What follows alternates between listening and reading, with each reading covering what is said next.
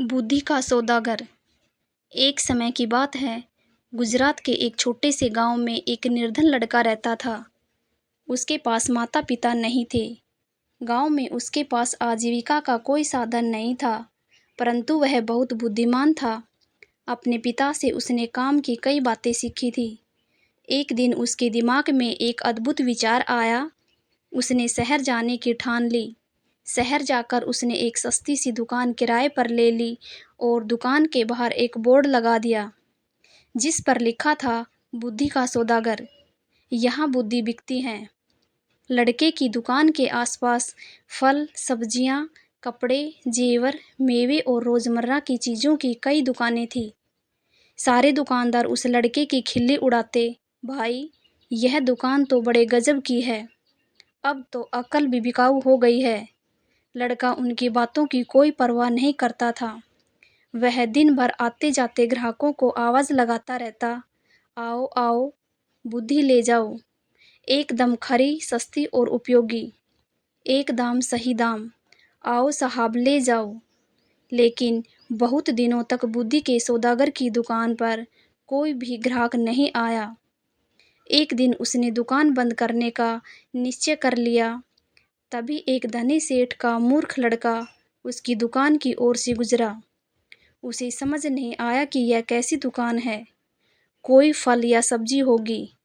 मेरे पिता मुझे हमेशा निर्बुद्धि और मूर्ख कहते रहते हैं, क्यों न थोड़ी बुद्धि खरीद लूं। यह सोचकर उसने सौदागर लड़के से कहा, एक सेर बुद्धि के कितने पैसे लोगे? लड़के ने उत्तर दिया, मैं बुद्धि तोलकर नहीं, उसकी किस्म के हिसाब से बेचता हूँ। मेरे पास तरह तरह की बुद्धि है, सबका दाम अलग अलग है। आपको कैसी बुद्धि चाहिए? तो ठीक है, एक पैसे में जिस तरह की बुद्धि आए दे दो। सेठ का लड़का लापरवाही से बोला। सौदागर लड़के ने कागज की एक पर्ची निकाली और सेठ के बेटों को दे दी। उस पर्ची पर लिखा था, जब दो लोग झगड़ रहे हों तो वहाँ खड़े होकर उन्हें देखना बुद्धिमानी नहीं है। सेठ का बेटा खुशी खुशी घर पहुंचा और अपने पिता को कागज की पर्ची देते हुए बोला, देखिए पिताजी, मैं एक पैसे में अकल खरीद कर लाया हूँ। सेठ ने पर्ची पढ़ी और तमतमाकर बोले, मूर्ख, एक पैसे में क्या लाया है? यह बात तो सभी जानते हैं, तुमने मेरा एक पैसा डुबो दिया। सेठ तुरंत सौदागर की दुकान पर पहुंचा और उस लड़के को बुरा भला कहते हुए बोला, लोगों को ठगते हुए तुम्हें शर्म नहीं आती? मेरा एक पैसा वापस करो। पैसा क्यों वापस करूं? माल दिया है, पैसा लिया है, लड़के ने कहा। ठीक है, यह लो अपना कागज का फटा टुकड़ा, जिसे माल कह रहे हो।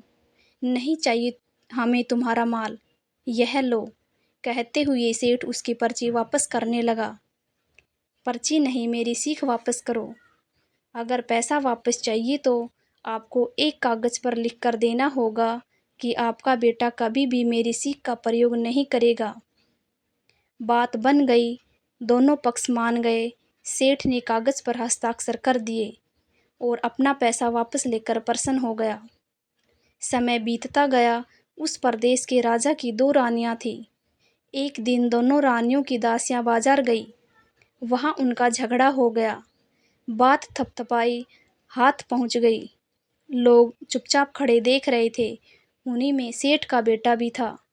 झगड़ा बढ़ता देख सारे लोग एक एक कर वहां से चले गए, मगर सेठ का लड़का करारनामे के अनुसार वहां से नहीं जा सकता था।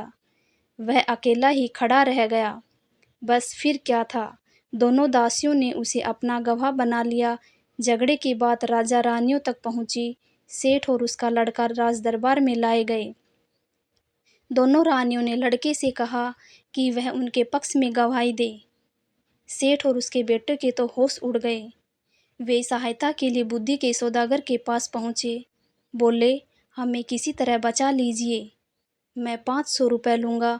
लड़के ने कहा, ठीक है, ये लो 500 रुपये।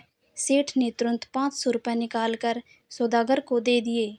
देखो, जब गवाही देने के लिए बुलाया जाए तो पागल की तरह व्यवहार करना। बुद्धि के सौदागर ने उपाय बताया। सेठ के बेटे ने वैसा ही किया। राजा ने उसे पागल समझकर महल से बाहर निकाल दिया। इसी तरह की एक दो घटनाएं और हो गई। बुद्धि के सौदागर की चर्चा राजा के कानों में भी पड़ी। राजा ने उसे बुलवाया और पूछा, सुना है तुम बुद्धि बेचते हो, क्या तुम्हारे पास बेचने के लिए और बुद्धि है? जी हुजूर, आपके काम की तो बहुत हैं, लेकिन 1 लाख रुपए। सौदागर लड़के ने कुछ हिचकते हुए कहा, तुम्हें 1 लाख रुपए ही दिए जाएंगे, तुम पहले बुद्धि तो दो। राजा बोले। सौदागर ने एक पर्ची राजा को दे दी। राजा ने पर्ची खोलकर पढ़ी। पर्ची पर लिखा था, कुछ भी करने से पहले खूब सोच लेना चाहिए। राजा को यह बात बहुत पसंद आई।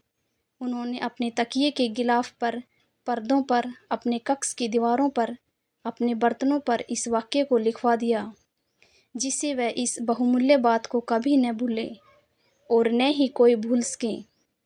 एक बार राजा बहुत बीमार पड़ गए। राजा के एक मंत्री ने वैद्य के साथ मिलकर षड्यंत्र रचा और उनकी दवा में विष मिलाकर ले आया। राजा ने दवा का प्याला अभी मुंह के पास रखा ही था कि उस पर खुदे शब्दों पर उनकी नज़र पड़ी, कुछ भी करने से पहले खूब सोच लेना चाहिए। राजा ने प्याला नीचे रखा और दवा को देखकर सोच में डूब गए कि यह दवा पीनी चाहिए या नहीं। वैद्य और मंत्री को लगा कि उनका बंडा फूट गया है। वे दोनों डर गए और राजा से क्षमा मांगने लगे। महाराज, हमें क्षमा कर दीजिए, हमसे बहुत बड़ी भूल हो गई। राजा ने तुरंत सिपाहियों को बुलवाकर दोनों को कारागार में डलवा दिया।